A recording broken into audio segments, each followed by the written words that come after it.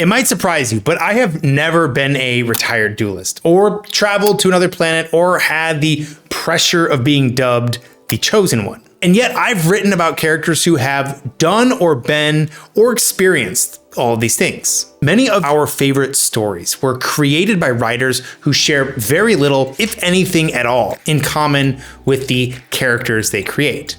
And yet those characters, the emotions and experiences, feel so real that this duality is subverted. Why is that? And how do we do that for our own stories?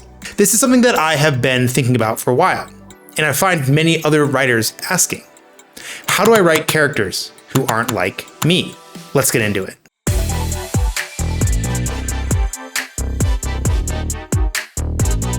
Welcome back to the Wrestling with Words podcast. My name is Cameron. I'm a writer, an editor, and your host. Here, we talk about all things related to writing and storytelling.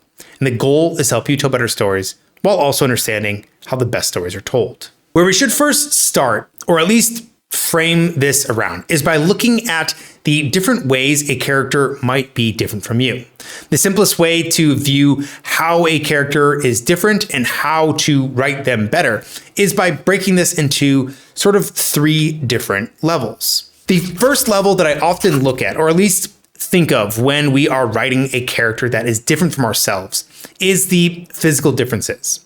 These are things like age, sex, and race, or species, depending on the genre that you are writing within. But the physical differences are also how they interact with the world and other characters around them, as well as how the world and other characters interact with them.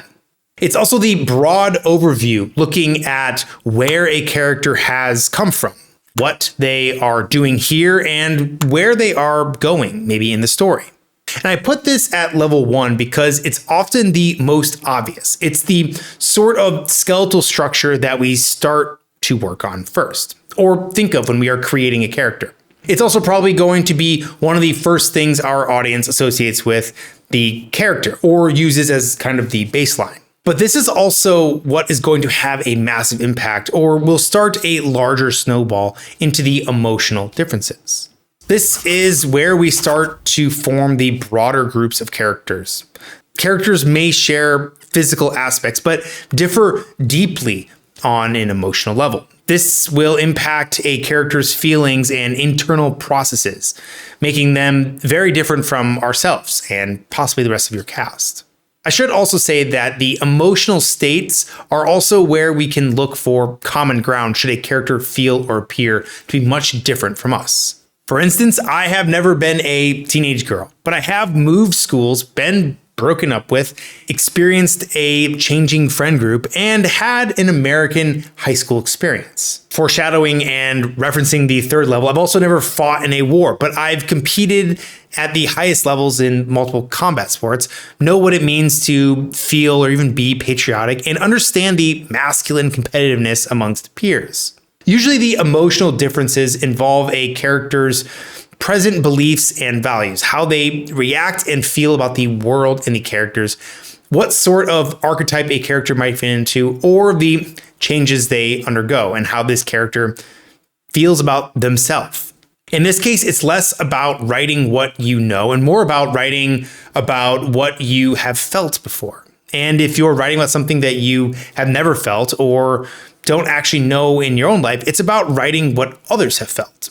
Whenever I'm diving into research or managing lots of PDF files, I rely on PDF Element. As a writer or student, sometimes I need to do more than just read PDFs, but most of the time, these file formats can be a pain to work with. But PDF Element lets me edit documents directly, annotate by highlighting and adding notes, and even translate sections of text when I'm working with sources in another language. And what I've found is that it's not just about reading. It actually helps me work through the material. I'll highlight certain lines, leave notes on emotional reactions or character traits, and start connecting ideas across different sources.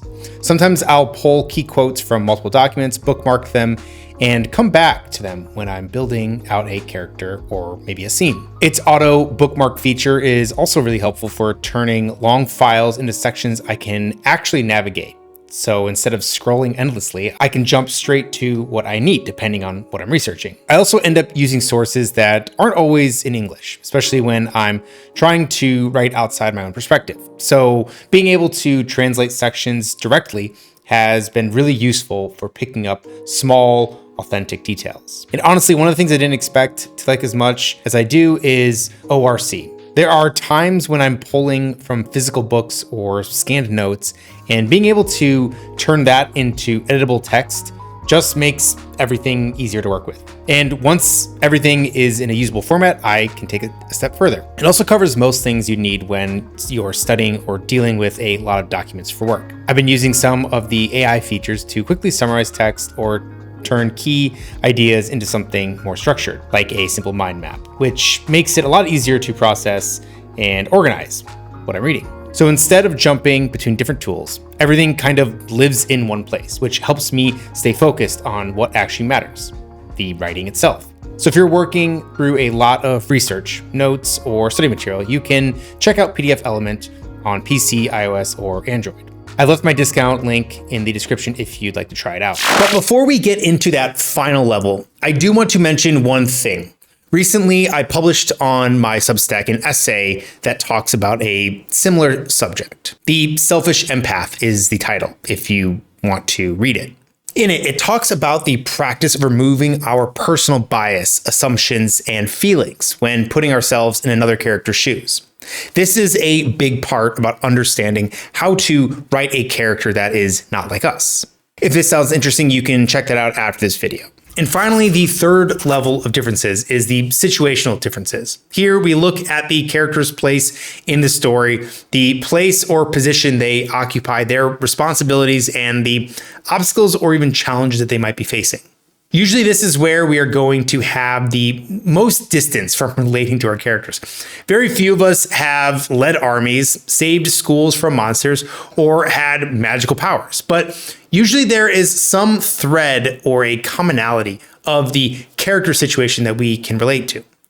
Maybe we've never led an army, but we have felt the responsibility of leadership through a sport or even a group project.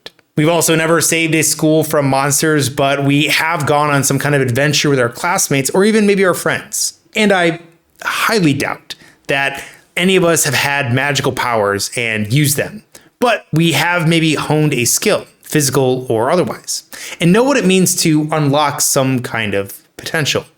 But so far, we've sort of just built the frame around what does it mean to be different from our characters, and haven't really looked at how do we write characters who are different from us better. And in part, it's because recognizing that a character is different from us and how that character is different is sort of the hardest part. Once we understand how they are different and where our differences lie, finding the tendril of relatability becomes much easier. And it also kind of closes the gap between how different that character may be from us or not. A few things that I like to consider, especially when I am writing a character that is different from me, is first, on which level are we different? Second, on which level are we similar? And if we are different on every level, or on a level that I really need to focus on, what is the closest experience that I can relate to? And what do I sort of mean by this? Let's say that I am writing a story about a mother that's entered a midlife crisis who realizes that they are the chosen one for a prophecy. And let's also say that this is set in a fantastical world based on a fictional industrial age. I should add here too that I share very, very little with this fictional character. But the things that I might be able to relate to this character or to better understand them is by first looking at the physical. Physically, I've never been a mother, but I have been a son. Emotionally, I've never entered a midlife crisis yet, but I have redefined myself on more than one occasion. And situationally, I've never been the chosen one, and I've never been part of a prophecy, and I've also never lived through the industrial age. But I have felt the weight of responsibility. I have changed how I view faith and religion, and I have lived through eras of technological change. None of these things will be a one-to-one window into this fictional character's life, and I don't have a silver bullet for you to use to figure out your character.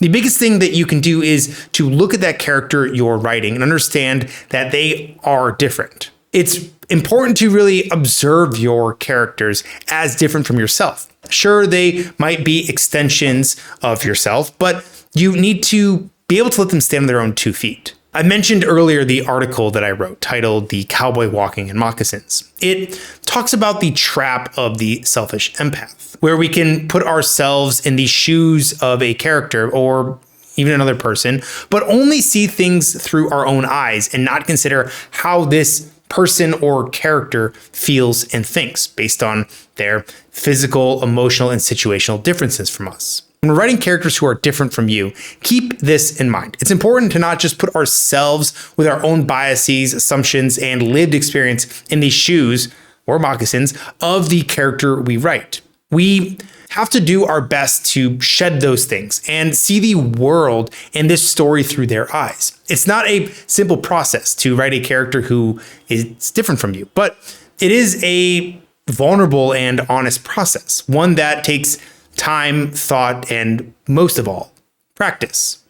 One thing too that I think is important is a bit of a common thread through all my videos, and that is to look for the thematic essence of your story. In this case, we are talking more about a character and the thematic essence of that character. This can be the archetype that they are filling, the theme you want them to embody, or the role they are playing in a story.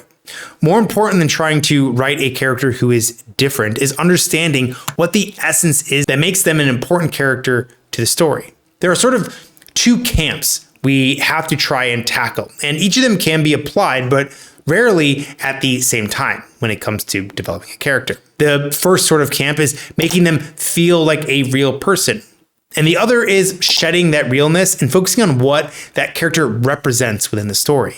Sometimes I will say I do talk out of both sides of my mouth when it comes to developing a character in this context and using this sort of concept.